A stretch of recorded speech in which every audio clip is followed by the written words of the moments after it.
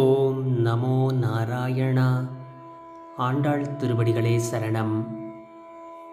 விஷுவாவசு வருடத்தின் மார்கழி மாதம் 19வது நாள்.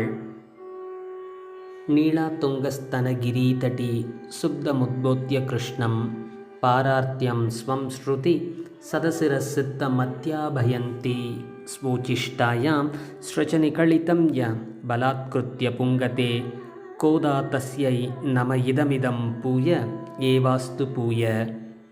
அன்னவயர் புதுவை ஆண்டாள் அரங்கற்கு பண்ணுத்திருப்பாவை பல்பதியம் இன்னிசையால் பாடி கொடுத்தாள் நற்பாமாலை பூமாலை சூடி கொடுத்தாளைச் சொல்லு. சூடி கொடுத்த சுடர்கொடியே தொல்பாவை பாடி அருளவல்ல பல்வளையாய் நாடினி வேங்கடவர்க்கென்னை விதியென்ற இம்மாற்றம் நாம் கடவா வண்ணமே நல்கு. சூடிக் கொடுத்த சுடர்கொடியே தொல்பாவை பாடி அருளவல்ல பல்வளையாய் நாடினி வேங்கடவர்க்கென்னை விதி என்ற இம்மாற்றம் நாம் கடவா வண்ணமே நல்கு. பாதகங்கள் தீர்க்கும் பரமனடி காட்டும் வேதம் அனைத்துக்கும் வித்தாகும் கோதை தமிழ் ஐந்தும் ஐந்தும் அறியாத மானிடரை வையம் சுமப்பதும் வம்பு. கோதை பிறந்த ஊர் கோவிந்தன் வாழுமூர் சோதிமணி மாடம் தோன்றுமூர் நீதியால் நல்ல பத்தர் வாழுமூர் நான்மறைகள் ஓதுமூர் வில்லிபுத்தூர் வேதக்கோனூர். மார்கழி மாதத்தின் பாவை நோன்பு நாட்களில் இன்று 19வது தினம். இன்று நாம் காணவிருக்கும் பாசுரம் குத்து விளக்கெரிய. இந்த பாசுரத்தை முதலில் பார்ப்போம். குத்து விளக்கெரிய கோட்டுக்கால் கட்டில் மேல் மெத்தென்ற பஞ்சசயனத்தின் மேலேறி கொத்தலர் பூங்குழல் நப்பின்னை கொங்கை மேல் வைத்து கிடந்த மலர்மார்பா வாய்த்திரவாய் மைத்தடன் கண்ணினாய் நீ உன் மணாளனை எத்தனை போதும் துயில் எழ ஒட்டாய் காண்.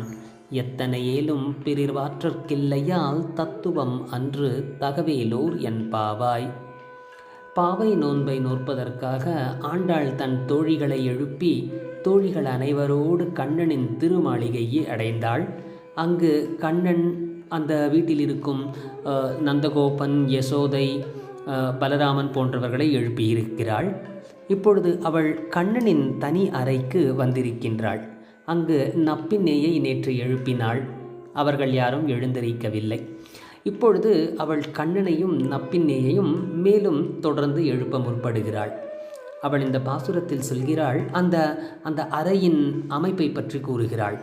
குத்து விளக்கெரிய கோட்டுக்கால் கட்டில் மேல் மெத்தென்ற பஞ்சு சயனத்தின் மேலேறி. அந்த அந்த அந்த அறையில் குத்து விளக்கு எரிந்து கொண்டிருக்கிறது. அங்கு இருப்பது ஒரு கோட்டுக்கால் கட்டில். கோட்டுக்கால் என்றால் யானை தந்தத்தினால் கால்களை வைத்து செய்யப்பட்ட ஒரு கட்டில்.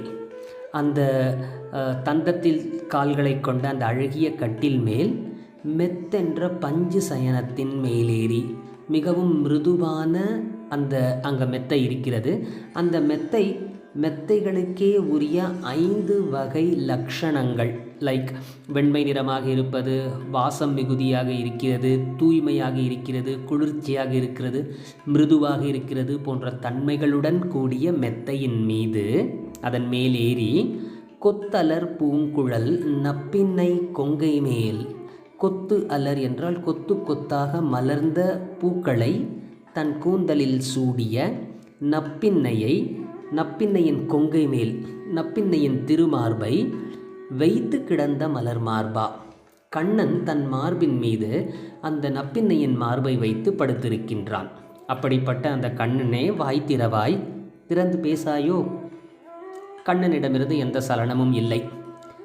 இப்பொழுது நப்பின்னையை அவள் பார்த்து சொல்லுகிறாள்.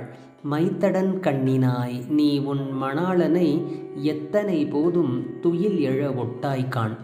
அழகிய அகன்ற மையிட்ட கண்களையுடைய நப்பின்னையே, நீ உன் மணாளனான கண்ணனை எத்தனை போதும் சிறிது நேரம் கூட துயில் எழ விடமாட்டேன் என்கின்றாய்.